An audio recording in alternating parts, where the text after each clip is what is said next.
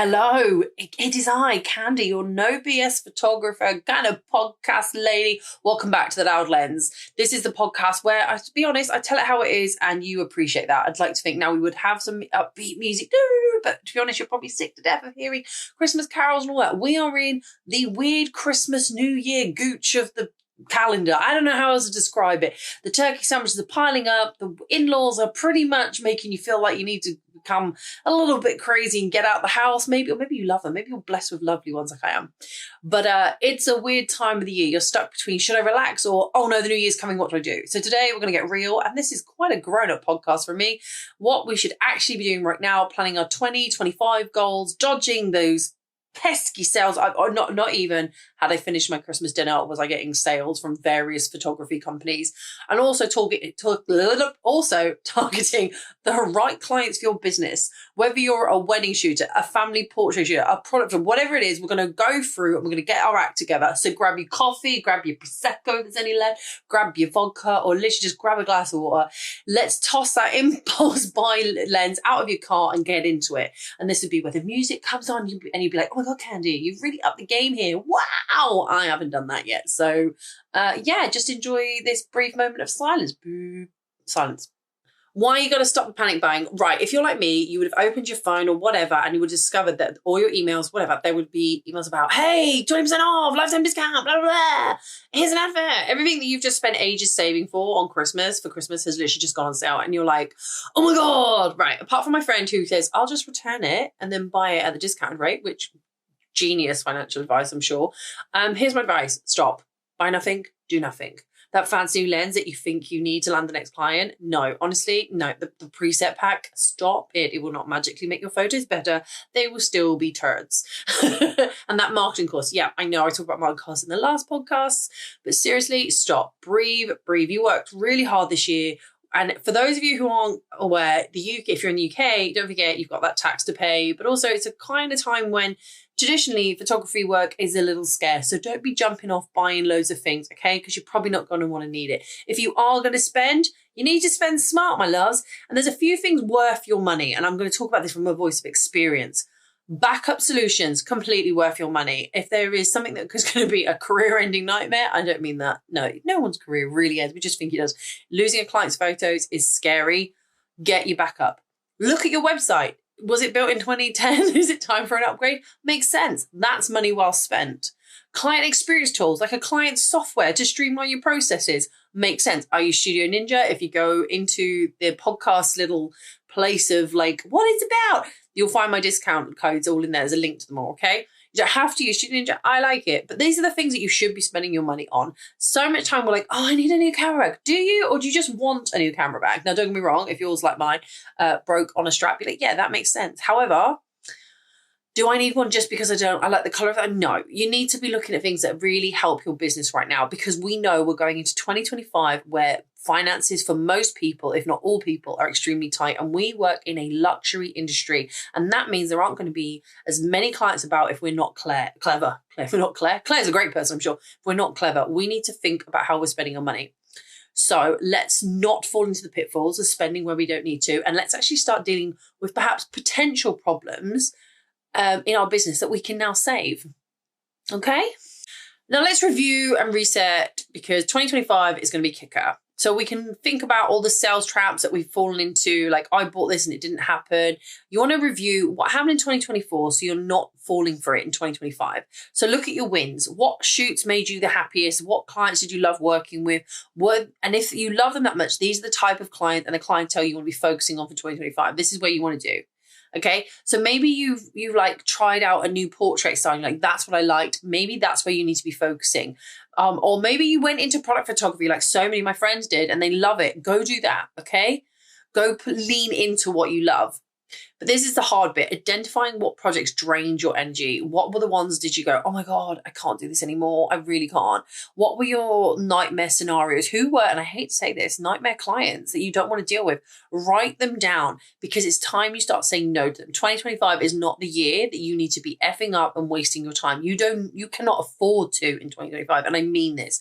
We are at this point in a financial episode. I don't know how to describe it, but financially 2025 is going to be really tough. And I'm not trying to scare anybody, but I think we need to try and future-proof as much as we can. And that involves us checking our numbers. Did you make what you wanted to last year? I'm going to figure most people did not. Were you undercharging or were you overspending? There's a finite detail to this, because undercharging, people go, oh yeah, but I'm the same in the area. Are you competing in the area? Are your clients only in your vicinity, in your town? Because if your clients travel in from afar, why are you looking at just the clients, the people in your area? Your cost of doing business is not the same as anyone else's. And I really don't feel there's much benefit in looking at your competition, trying to charge in amongst their level. Overspending, like this is something I always fall foul of. I would always like go have meetings elsewhere, and I started going, John, let's have them over Zoom, or let's do them on this day when it's slightly cheaper for me to travel. You know, this kind of thing. And I know it's really silly, but you know, I'm looking after the pennies, the pounds are carved themselves mentality needs to be adopted, especially as we're getting into 2025. If you're not booking enough, I'll be honest, my bookings were slightly down for certain parts of my business. I was like, what's going on? And I looked at it and I realized I just hadn't marketed quite as heavily as I had in 2023. So I know going into 2025, I need to get up on it. So while you're at it, clean up your business, refresh your portfolio with your best of your work from the last year, update your website, your social media bios. And if you haven't looked at your prices from last year, look at them again. Remember, inflation has gone up, so it's eating into your profit. So you need to reflect that. Even if you don't want to necessarily put your prices up, if you don't physically put them up, you're technically earning less regardless. So just if you just mirror what your increases are in your prices. So you're just making the same profit as you were before. Okay, so let's look at how to target the right clients in 2025. Okay, so we're going to take each of the genres of photography. I'm going to break it down and give you some thoughts on what to do for 2025, why we're in this tiny little dip in the year, okay, as we come out of it. So wedding photographers, you need to stop chasing budget clients. Now, I completely agree that there is a client for everybody, but I have found the ones that want the bargains, they are the ones that are going to be the hardest time-wise with you. So I know, like, I edit for a photographer, and he literally says to me, this one client, they paid X amount of money, it's my lowest package, and he gets the most demands from them. I don't know what it is, but I think it's a different mindset. Hiring clients care about more the storytelling and the quality. They're not going to ask everything to be photoshopped. They're not going to ask this sort of, can you do this? Can you do this? These are the ones who are paying for your artistry. They see it as art. They don't recognize it as just someone snapping a few photos. And to be honest, some of the budget clients, and I need to be very careful. I don't mean this to be awful, but you know what? Some of the photos that they put up of themselves and say, oh, I love this photo of me. They're heavily filtered. They don't look like that. And yet they want that. And then you go to this, and how am I going to be this without being absolutely classist? It's not intentional, but like, I remember second shooting for a photographer, and we went to this wedding, and it was in like a Holiday Inn or something like that, right? And this woman got annoyed that you couldn't see how decadent the room was. Well, the room was a white room. It doesn't have any features. It didn't have any, it didn't have the dramatic chimney or the dramatic fireplace that you might see in a more luxury venue. It wasn't, the linens weren't ironed properly. It's not my fault of that. And it's certainly not the primary photographer I was working for, but she demanded everything was photoshopped to create this illusion. And I mean, that's probably just an individual case, but the ones that are asking for the budget often ask the most. And I was in a Facebook group, we were talking about this, and all the photographers, they were all saying, yes, the lower end of the price market definitely demand more from you. Which is sad because, I don't want to typecast everybody, but, when your experience is that's kind of where people go from. So I think hiring clients are more interested in your artistry, and they allow you to be an artist. So you need to display that work. So if you are looking for hiring clients, you need to say, does my work show that I'm an artist? Does it exude something that's a bit more dramatic? Does it sell itself without needing me to point out what's going on? Now, there's this big hub on destination weddings, and I'm going to say proceed with absolute caution on this. With the new rules, if you're here in the UK, Brexit's caused us a lot of problems. There's this new visa we need to apply for, the electronic one. Also, working overseas, you have to apply for it, and so many people are getting caught out, and I'm not going to advise you on that. I just say you need to make sure you're legally working in the country.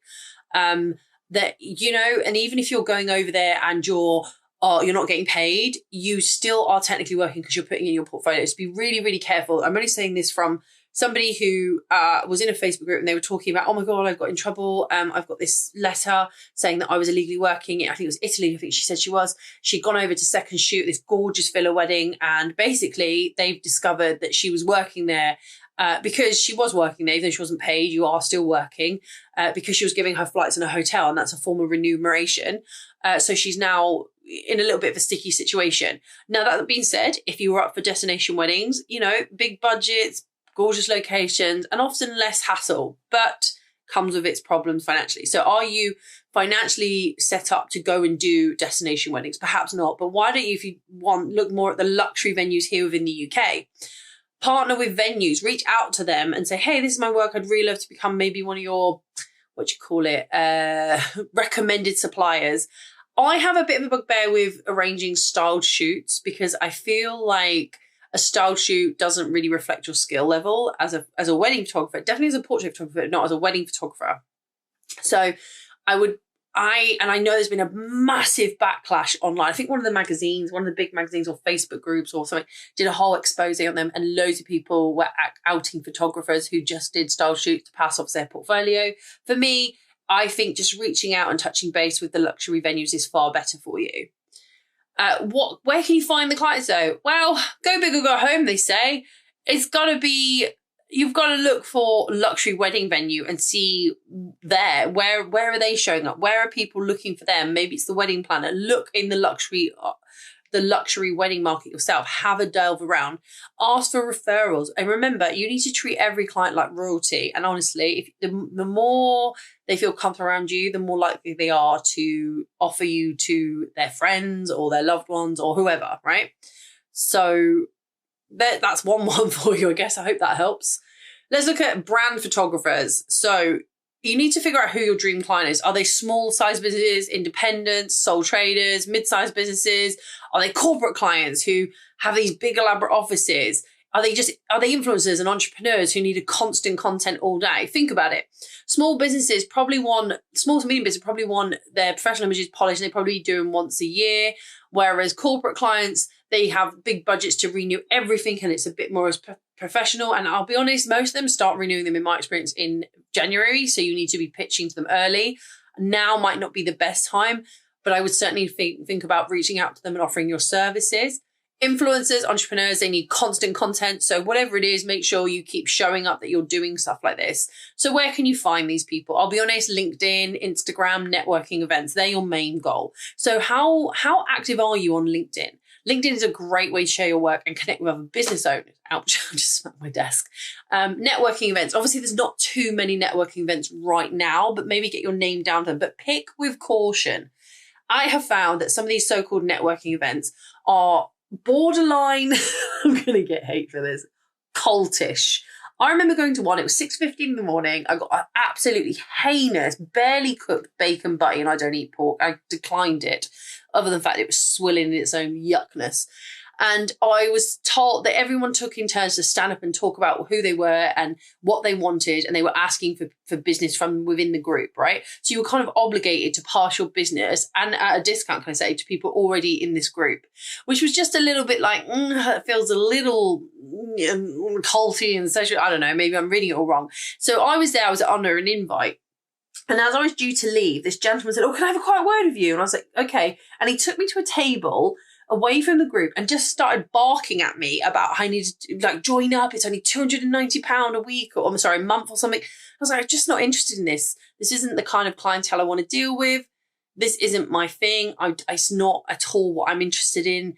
And I did enjoy it. So when I say go to networking events, you really need to look at a networking event that has the kind of people you want to interact with. Do they attract businesses that are not quite making waves if you want to get ahead? Are they still very much in their infancy? Look at that. I'm very fussy about that. Also, I find it really weird that they have them on busy days for me. I won't go to a networking event on a Saturday. I'm a very busy girl on a Saturday. And I don't go to one on a Monday. So, I don't know why. I just find them not great. But anyway, back to after the networking, let's get back to social media ads, targeting brands. Your products deserve images that sell. Let's make it happen. Be direct. Tell them what you're doing. Because remember, social media adverts need to be short and sweet. There is no point waffling on and people will be like, oh yeah, that's what I want to do. Yeah. No, just say, hey, your products don't need to look shit. I swore on this one. I have to put an explicit on it. Okay, let's go down to family and portrait photographers, that kind of thing. So you need to stop chasing everyone with a toddler, okay? I see this constantly. Everyone with a toddler, everyone with a toddler, everyone with a toddler, right? That's all you're doing. I get it. You want to do the baby photos, but the toddler child pictures are not the only ones about it. Think about it. What else happens in a family, right? Milestones, graduations, the kids are back from traveling. Kids are going traveling. The kids are like here for the summer. They do what do you call it? They do they've got into the school team. You know, there's all those photos you can get, and then you need to plan it. Also remember that high income family, in my experience, value yearly portraits as part of their lifestyle. So one family I do their summer portrait and winter portrait every single year. I've been doing it for nearly 10 years. And they love it. They bring the dogs on, they have the cat, the tortoise. Is it a tortoise? Yeah, it is a tortoise. And they take the picture every year and they change it up slightly and they have them in their house and they love them, right? That for me is a rare one. I don't have many families like that. But remember, like, if you're just targeting toddlers, you're missing out on people who've got older kids who want that. So here's the thing. Try and integrate with the parenting groups, but they're not just on Facebook. Think about other places parents go to. Maybe it's a sports club. Maybe it's, you know, the kids, what are they called? Scouts, Brownie? I never know what you call the kids club. You know, they do good and stuff like that. I'm rubbish at this. I'm just saying, have a look at those. You know, and I want to talk about also just portrait photographers, and I suppose that brings on boudoir. Remember, January is where a lot of people, and I hate this, but the fitness industry, the diet industry love January. Start the new year with loads of start the new year, new you, new me. Like, get to the gym. Gym in January and February and a little bit in March is hell. Everybody, and I applaud them all for going to the gym, I do, but it's absolute hell as a gym goer to go, because there is no room. Everyone's feeling self-conscious and acutely aware. My heart breaks for them all. So, photographers, think about the milestones, particularly like engagements, anniversaries, personal transformations. Hey, one thing that's been cropping up quite a bit on mine is dating profiles.